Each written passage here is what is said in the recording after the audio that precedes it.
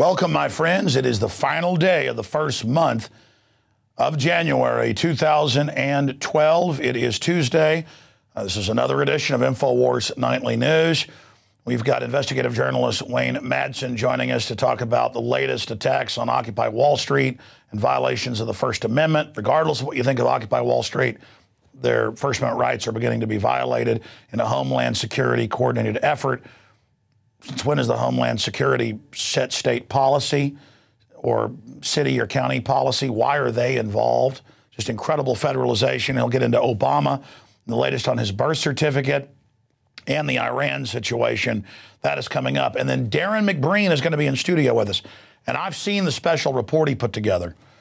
Part of it is man on the street concerning aspartame. The rest of it is illustrating how they had doctors endorse cigarettes as good for you, and they're having doctors endorse who are paid off things like aspartame today. This is powerful information coming up at the end of the show tonight. Please stay with us for that and help get this report out to everyone you know, because a lot of lives are in the balance. They're putting aspartame in tens of thousands of products now.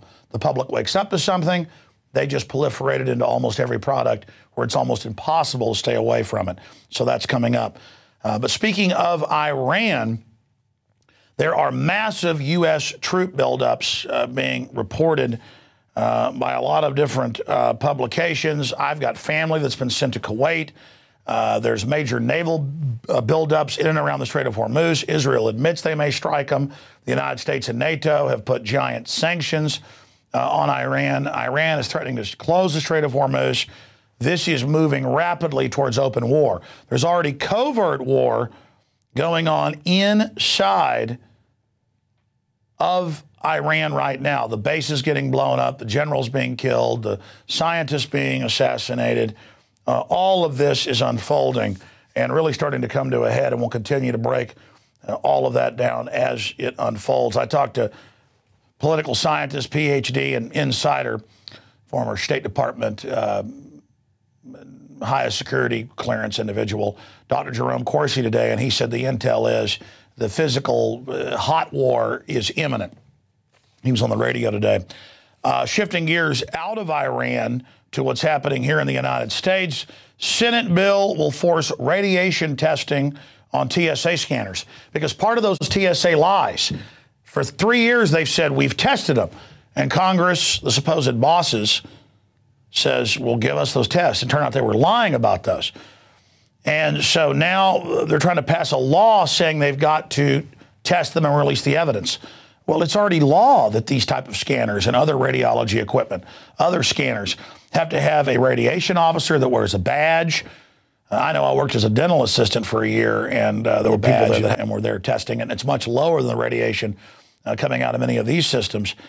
So they just violate that law as well, just like they violate the Fourth Amendment and the 10th Amendment. What are Fed goons doing in your town? Now at highway checkpoints, now saying they're going to be outside the airports searching you as you drive in. It's just this mission creep, this total takeover of society. But that's certainly good news. We need to get behind forcing that information out into the open. There's another article, something the TSA, by the way, goes after, is I've talked to people and been on flights with folks being searched because they had 2 or 3 gold coins and a couple of silver coins, and TSA almost took it. In some cases, they do take it. And Forbes asked the question, why are the Chinese buying gold in record quantities? Well, they're buying gold at record levels because they know their currency is being devalued, and the dollar that they own close to $2 trillion worth of is being devalued. The People's Bank of China, the central bank, has been hinting that it is purchasing. No asset is safe now, said the PBOC at the end of last month. The only choice to hedge risk is to hold hard currency, gold. He also said it was a smart strategy to buy on market dips, which I know I do, small amounts. Analysts naturally jumped on this comment as proof that China, the world's 5th largest holder of the metal, is in the market for more. Well, big universities like UT have bought $1 billion+ worth of it. And now since they've announced QE3 and more money printing, gold and silver are going back up, obviously. If you look at a 12-year graph, it's going up. There's some dips on the way up, but it's like a staircase. It just goes up. Continuing here, an article by Tyler Durgan at Zero Hedge. Landmark case. Greek court writes off employed bank customer debt. In what could turn out to be a significant ruling for Greeks suffering from economic crisis, a court in Crete has become the first in the country to order the majority of the debt owned by banks by someone still in full employment be wiped out. And so that's a form of bankruptcy. Look, most of the debt, over 90% that the Greeks supposedly owe, is their government signing on to the derivatives of J.P. Morgan, Goldman Sachs, and others. And the derivatives they sold the countries that's turned out to be rotten crap. They should all be going to jail. Instead, the head bankers are getting Greek islands and lands and taxpayer money for their fraud because they were smart and put their people in all the regulatory positions. Now, we've got another report here out of the Boston Phoenix. It's mass uniting and Occupy Boston march on GE with a simple message: pay your taxes, your bleeping taxes. And, of course, General Electric doesn't even pay state taxes. They don't pay federal taxes. They don't pay any taxes. Some of their employees pay paltry taxes. And, of course, most of these people are exempt from taxes because they write the rules. And the very same elitist, like Warren Buffett, he says, oh, my secretary only makes $1 million a year or whatever. She's only got 2 houses and everything. She pays more taxes, well, a higher tax percentage than I do. Well, that's because you helped write the tax laws exempting yourself. And the tax laws he's bringing forward raise taxes on the middle class, which then he'll steal through banker bailouts to himself. He's a cold-blooded old bastard, okay? Not the nice little cupcake he tells you, or the foundations he's got, the Bill and Melinda Gates Foundation that he owns part of, that finances every major news channel telling you that he basically is the father of Jesus, that everything good flows out of him. I mean, it is disgusting. And if you read the fine print, he's paying for that. He's the guy that shut down the big pipeline. In fact, guys, pull up the Bloomberg article. Just type in Buffett profits from pipeline shutdown, Bloomberg. His railroad will now ship most of that oil to the West Coast onto tanker ships to China. China gets 3 coal power plants a week. We get ours shut down. We get none. China gets most of the Alaskan oil. We get 20% of it, our own oil. It's all a big global monopoly, a bunch of combines screwing everybody. So that's the big secret. That's why the ultra-rich have tried to co-opt Occupy Wall Street with the message of raise taxes and all the rest of this. Okay, Dew was able to pull up one from a few weeks ago, Washington Times. Buffett would profit from Keystone cancellation. Click the news link.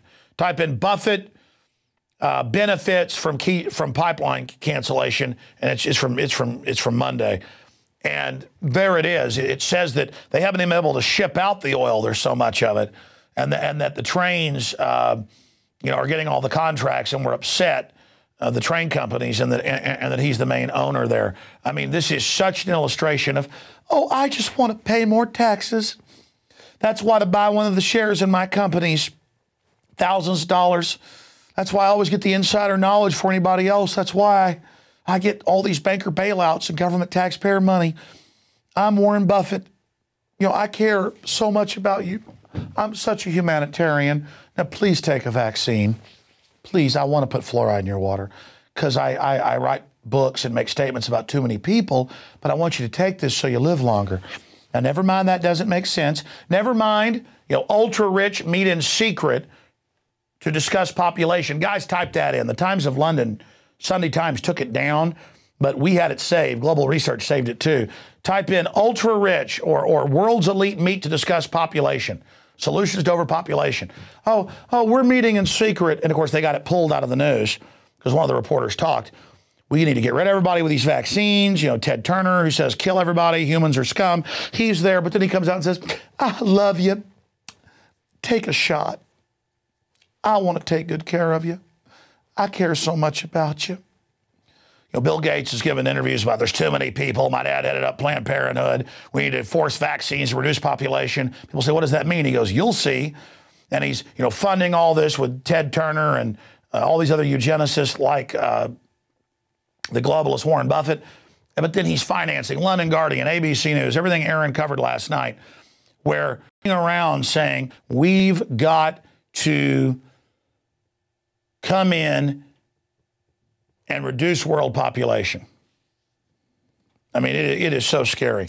In fact, here's a big detailed article going through all the proof of this. Bill Gates, media partners praise vaccine, GMO programs led by Microsoft founder.